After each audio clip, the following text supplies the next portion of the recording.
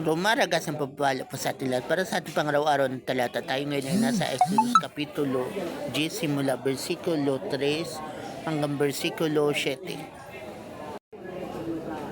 Pumunta sa paraon sina Moses at Aaron at sinabi, ito ang pinasasabi ni Yahweh, hanggang kailan ka pa magmamatigas? Payagan mo nang umalis ang mga Israelita upang sumamba sa akin. Kapag hindi mo pa sila pinayagan, padadalhan ko bukas ng makapal na balang ang iyong bansa. Mapupunon ito ang buong Ehipto. Ano pa to, wala kang matatapakan kundi balang.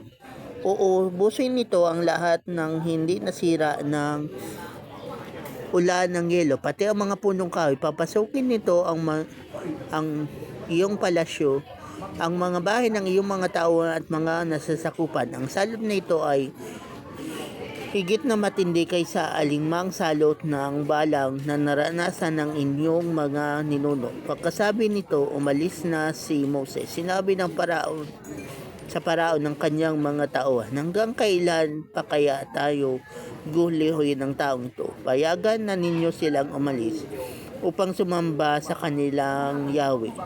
Hindi ba ninyo nakikitang salanta na ang buong Ehipto? So sa passage na to, winarningan ni Moses at ni Jacob, Moses at ni Moses at ni Aaron rather, yung paraon na magkakaroon na naman siya ng another punishment, yung mga balak.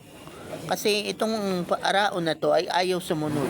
Bagamat yung mga tauhan niya ay gusto nang sumunod sa Diyos. Pero siya, na leader nila ay ayaw sumunod.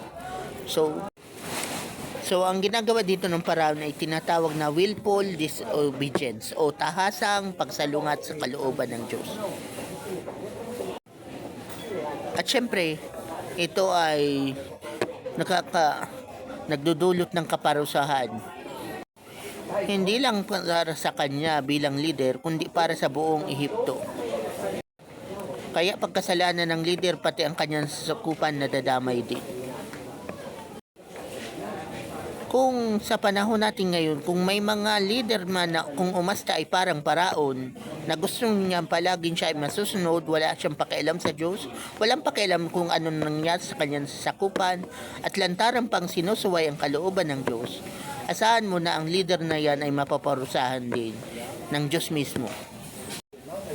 Kasi ang Diyos na ating pinaglilingkuran ay di nagbabago noon, ngayon at magpakailanman. Kung naparusahan noon ang paraon, leader ngayon ay maaari ring maparusahan.